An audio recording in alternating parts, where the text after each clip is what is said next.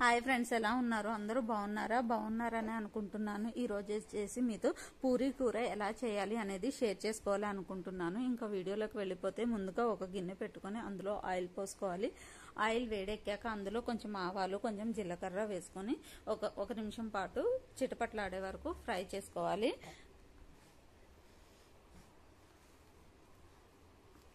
Fry అయ్యాక అందులో కొంచెం శనగపప్పు వేసుకొని ఫ్రై చేసుకోవాలి. ఒక నిమిషం పాటు వాటిని ఫ్రై చేసుకోవాలి అన్నమాట.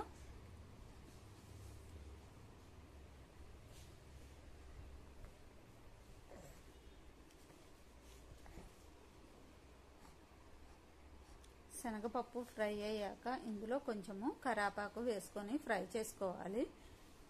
కరివేపాకు కూడా కొంచెం ఫ్రై అయ్యాక ఇందులోనే వేరుశనగ గుళ్ళు కూడా వేసుకొని ఫ్రై చేసుకోవాలి. వేరుశనగ గుళ్ళే కాదండి, మీకు కావాలి అనుకుంటే జీడిపప్పు లేదా బఠానీలు లేదు అంటే శనగలు ఏవైనా మన ఇష్టం, మనకి ఏవి అవైలబిలిటీ ఉంటే అవి వేసుకొని ఫ్రై చేసుకోవాలి. ఆ తర్వాత ఆనియన్స్, పచ్చిమిర్చి వేసుకొని ఫ్రై చేసుకోవాలి అన్నమాట.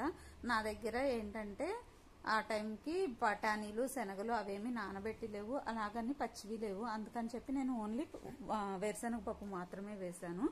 ఆ తర్వాత ఇంక ఇందులో ముందుగా కోసి పెట్టుకున్న ఆనియన్స్, పచ్చిమిర్చి వేసుకొని ఫ్రై చేసుకోవాలి అనమాట. ఇంక ఇందులో ఎండు కారం అనేది వేయం కాబట్టి మనకి కారం అనేటువంటిది పచ్చిమిర్చితోనే వస్తుంది కాబట్టి కొంచెం పచ్చిమిర్చి అనేటువంటిది ఎక్కువ వేసుకొని ఫ్రై చేసుకోవాలి. ఒక నిమిషం పాటు ఫ్రై చేశాక అందులోనే క్యారెట్ ముక్కలు కూడా వేసుకొని ఫ్రై చేసుకోవాలి. మీకు ఇంకా ఇందులో కావాలి అనుకుంటే ఇంకా వేరే ఏవైనా వేసుకోవచ్చు. వెజిటేబుల్స్, బీన్స్ కానివ్వండి లేదా అలాంటివి ఏవైనా మనం వేసుకోవచ్చు. వేసుకొని ఫ్రై చేసుకోవాలి.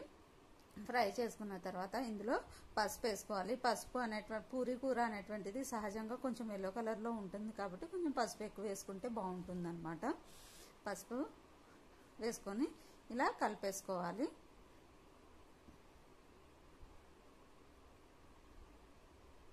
ఇవి ఫ్రై అవుతున్నప్పుడే మనం ఏం చేయాలి అంటే కొంచెం శనగపిండి తీసుకొని ఎటువంటి ఉండలు లేకుండా వాటర్తో కలిపి పక్కన పెట్టుకోవాలి. దీంట్లోనే ఉప్పు వేసుకొని ఫ్రై చేసుకోవాలి.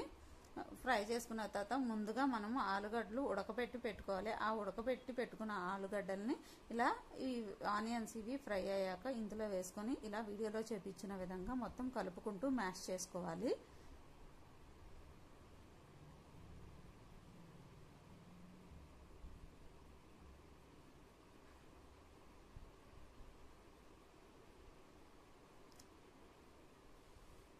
ఇలా మ్యాష్ చేసుకుంటూ కలుపుకున్న ఒక నిమిషం పాటు కలుపుకోవాలి. కలుపుకున్న తర్వాత ఇందులో కొంచెం వాటర్ వేసుకొని ఇలా కలిపేసుకోవాలి అన్నమాట.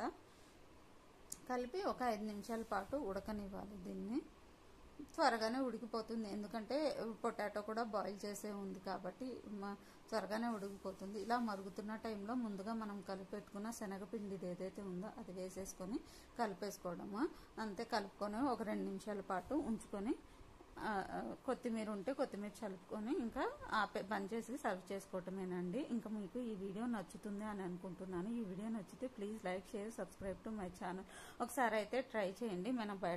మనకి బయట హోటల్లో పూరీ కూర ఎలా అయితే ఇస్తారో అలాగే వచ్చిందండి. టేస్ట్ అయితే చాలా బాగుంది. ఒకసారి అయితే ట్రై చేయండి, ఓకేనా? మీకు వీడియో నచ్చితే please like, share, subscribe to my channel. Thanks for watching. Please like చేయండి, సబ్స్క్రైబ్ చేసుకోండి, ఓకేనా?